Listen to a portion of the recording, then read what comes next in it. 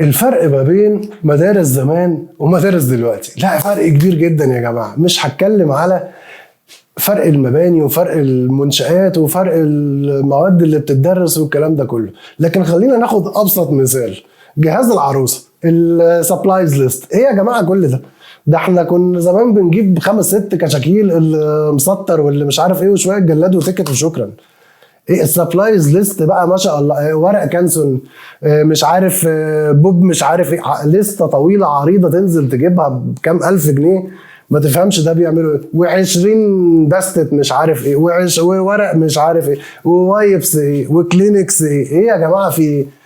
ده انا لو بجهز عروسه مش هعمل كده. ده جهاز العروسه، ده دي مش سبلايز ليست، ده جهاز العروسه، و20 قلم رصاص، و20 مش عارف ايه، و3 اساتيك وبرايتين و50 ايه مش كده، ارحمونا. جهاز العروسه ده يا جماعه مش كده، حرام عليكم.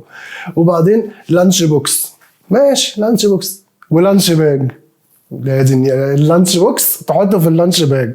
الله يرحم زمان سندوتشات في كيس بلاستيك وخلاص وخلصنا، انما بقى لانش بوكس ولانش باج ونقطع مش عارف ايه ونعمل مش ايه يا جماعه في ايه يا جماعه؟ واحنا ما كناش بنتعلم زمان ونروح مدارس؟ هو سندوتش يا معلم، سندوتش جبنه وسندوتش مربى وخلاص وخلصنا، واللي معاه لانشون ولا بسطرمه ولا جبنه رومي ده ابن الزوات. انما احنا دلوقتي ايه، بتودي العيال بمكرونه وبفتيك وفراخ بانيه ايه يا جماعه واللي بيودي العيال بسلطه وبتاع، يا يخرب بيت كده. ايه التعليم اتغير خالص خالص عن زمان. ده العيال دي لو راحت المدارس بتاعت زمان هيجي لهم فجعه، يعني هيجي لهم ينتحروا يعني بالمدارس بتاعتنا بتاعت زمان. وبعدين يجي يقول لك حصه البي اي. ايه يا جماعه البي اي دي؟ انا اول ما العيال دخلوا المدرسه يقول لك حصه البي اي. بي اي مين يا جماعه؟ طلعت حصه البي اي دي حصه الالعاب. العاب يا جماعه، ليه بنكلكع؟ ليه في ايه؟ ليه ما اسمها حصه العاب يا جماعه؟ احنا كل حاجه لازم نقعد نغير فيها ونغير في هويتها. حصه العاب عادي، بنلعب كوره، بنلعب بتاع، بنضرب بعض بالاقلام، اي حاجه انما ايه في ايه وزفت على دماغكم. وبعدين بقى خلاص مفيش اولى ابتدائي وثانيه ابتدائي واعدادي وثانوي. جريدز، انت حضرتك في جريد ايه؟ انا في جريد 10 اللي هو سنه كام يعني؟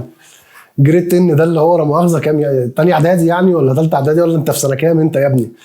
يا جماعه حد يفهمنا بس. الجريدز دي ادوهاني بالابتدائي والاعدادي والثانوي بتاعت زمان. انا راجل على قدي، راجل دقه قديمه ما بفهمش في كده. ما تقوليش جريد، قول لي انا في ثانيه ابتدائي، قول لي انا في ثانيه اعدادي، في اولى ثانوي. انما ايه جريد 10 وجريد، انا اقعد احسب؟ ما ايه يا جماعه في انا نقعد نمسك كالكوليتر بقى ونحسب 5 سنين ابتدائي و3 اعدادي يعني جريد 8 ده ثالثه اعدادي؟ يا راجل بجد ثالثه اعدادي؟ ما تقول ثالثه اعدادي ما ترحمونا يا جماعه. وبعدين بقى الشهادات بتاعت المدارس الانترناشونال بقى، يعني احنا زمان كان عندنا الاي جي، في جي سي اي واي جي سي اس اي وسات ومات وامريكان دبلومه وبريتش مش عارف ايه وابيتور ومش ايه، يخرب بيت كده. ايه كل لازم اسماء عجيبه؟ ايه كل الكلام ده يا جماعه؟ الدنيا سهله وفي الاخر العيال كلها بتطلع بقر اساسا بقى، يعني سواء اللي في مدرسه حكومي ولا اللي واخد ابيتور ولا اللي واخد سات ولا اللي في امريكان دبلومه، كلهم في الاخر بهايم. لا حد عارف يقرا عربي ولا حد عارف يتكلم عربي ولا نيله، هم بيعرفوا يتكلموا انجلش وخلاص وخلصنا على كده. ادي التعليم الموجود دلوقتي. زمان ما تفهم، كنا بنعرف نقرا يا جماعه عادي يعني كنت تانية ابتدائي بتعرف تقرا عربي وبتقرا انجلش وبتكتب وكل حاجه. دلوقتي العيال ما فيش خالص، خصوصا العربي ابيض يا ورد الجنينه، عيال في البطارخ يعني. لازم وقفه بجد مع التعليم عشان الاجيال الجديده اللي طالعه دي هتطلع تعمل مصايب. يعني ما تعرفش لا تعرف تقرا ولا بتعرف تكتب عربي، ويعرفوا يتكلموا انجلش حلو قوي ويكتبوا ماشي، لكن عربي اللغه بتاعت اللي انت بتتكلمها دي هو ما بيعرفهاش. ده لو عارف يتكلمها اساسا. طبعا فرجوا بقى على فيلم مثلا لغه عربيه فصحى ولا الهوا ولا طراطير الطيران ولا يفهم اي حاجه خالص. موضوع العربي في المدارس ده فعلا محتاج وقفه. الموضوع اوفر.